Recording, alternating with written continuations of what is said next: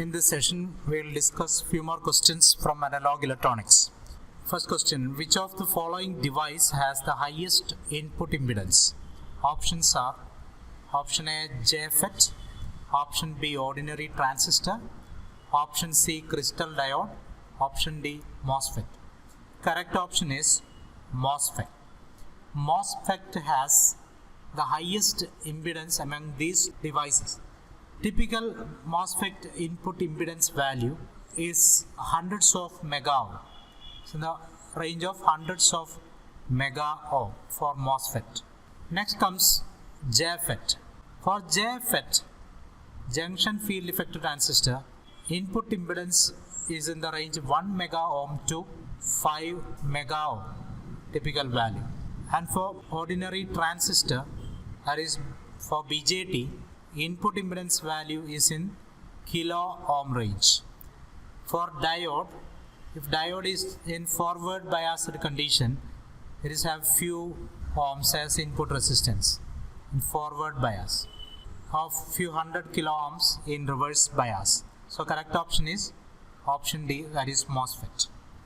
In JFET, IDSS is known as, options are A drain to source current, option B drain to source current with the gate shorted, option C drain to source current with a gate open, option D none of this. We know that IDS or ID, drain to source current ID, in a JFET is given by IDSS into 1 minus VGS by modulus value of VP the whole square. VP is pinch of voltage. Pinch of voltage is the voltage VGS at which ID becomes 0. Pinch of voltage VP is negative for N-channel JFET. So when VGS equal to 0, VGS equal to 0, that is when gate and source are shorted, then ID equal to IDSS into 1 minus 0 by mod VP the whole square, and ID become IDSS. So IDSS is the drain to source current when VGS is 0, that is gate short circuited condition. So for an N-channel MOSFET, we have transfer characteristics VGS versus ID can be drawn like this. At this point, ID becomes 0 and corresponding value is VP, which is a negative value, and the point where ID become the maximum value, that is IDSS, corresponds to VG equal to 0. So IDSS stands for drain to source current with a gate shorted. Next question, MOSFET can operate, option A positive gate voltage only, option B negative gate voltage only, option C positive as well as negative voltage, option D none of the above. So correct option is option C. There are two types of MOSFETs. MOSFETs are classified into two types. We have D-type MOSFET, depletion type MOSFETs. Then second type is enhancement type MOSFETs.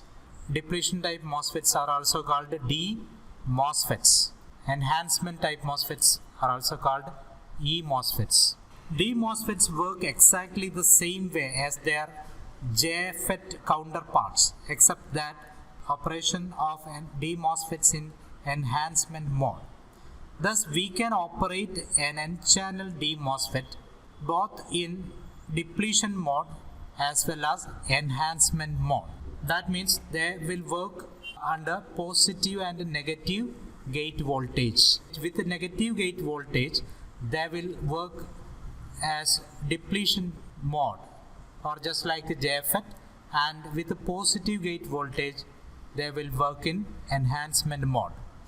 Whereas enhancement type MOSFETs can only work in enhancement mode. That means N-channel E-MOSFET can work with a positive gate voltage only, and P-type enhancement MOSFETs can work with a negative gate voltage only.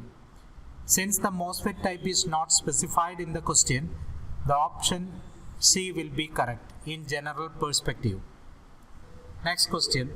Find the drain source voltage VDS for the NMOS transistor circuit shown in figure. The device parameters are transconductance parameter K equal to 600 microampere per volt square and VT, that is threshold voltage, equal to 2 volt. Since gate current IG equal to 0 for a MOSFET, gate to source voltage VGS can be calculated by finding voltage across resistor divider circuit, that is equal to R2 divided by R1 plus R2 into supply voltage VDD. Here R2 is 2 mega ohm divided by 2 mega ohm plus 4 mega ohm into 15, and the value is 5 volt. So VGS equal to 5 volt. Therefore IDS or drain current ID equal to K into VGS minus VT the whole square. So what is the value of K ID? Drain current ID equal to 600 microampere per volt square into this VGS is 5 volt, 5 minus VT is 2 whole square. This will be in volt square. So we'll get 600 into 9, that is ID equal to 5.4 milliampere. Since ID equal to 5.4 milliampere, VDS can be obtained by applying KVL for this loop. So that is equal to VDD minus ID RD. So VDS equal to VDD minus ID RD. VDD is 15 volt minus ID is 5.4 into RD. RD equal to 5.4 into RD is 2K. This is in milliampere and this is in kilo ohm. So milli and kilo will be cancelled.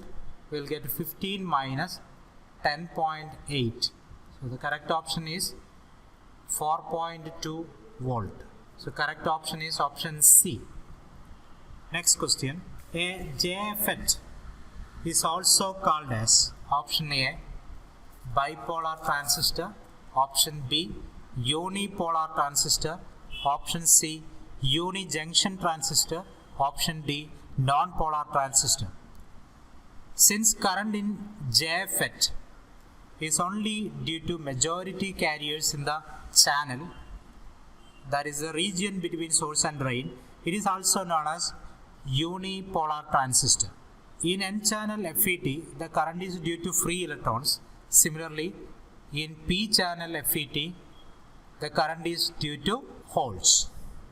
So correct option is option B, that is unipolar transistor.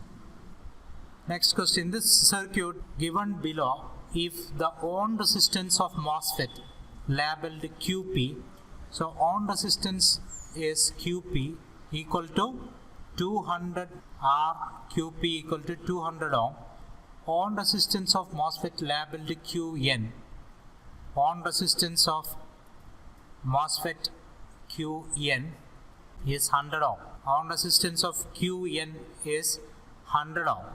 Then ID equal to 10 milliampere of current is sourced in high state, VOH is X. If 10 milliampere of current is sunk in the low state, VOL is Y, then X plus Y is. Let's consider high output state. In high output state, QP will be in on state. So QP is replaced by a resistance value 200 ohms. This is an unknown resistance value, that is resistance of resistance of QN, and voltage at this point is 5 volt.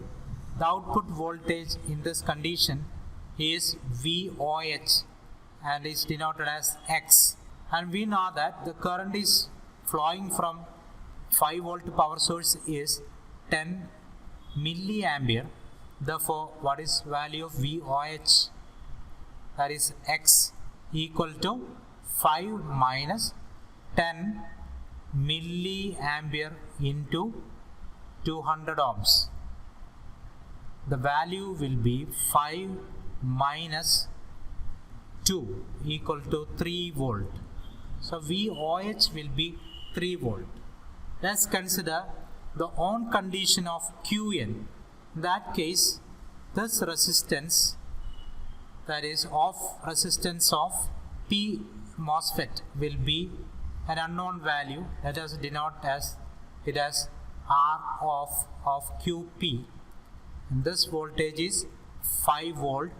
Resistance of on transistor, that is Qn, is 100 ohm.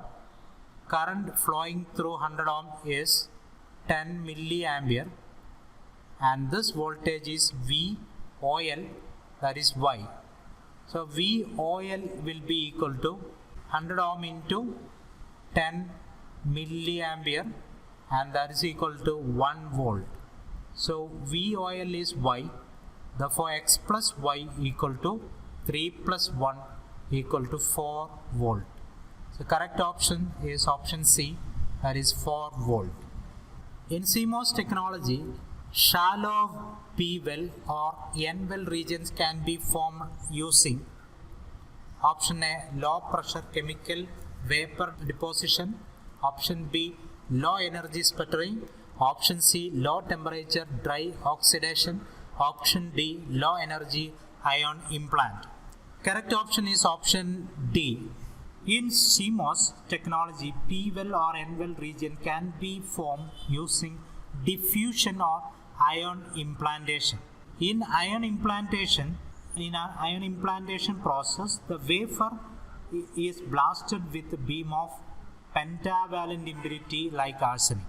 These ions will enter into the wafer only through exposed regions, while ions are blocked by silicon dioxide layer.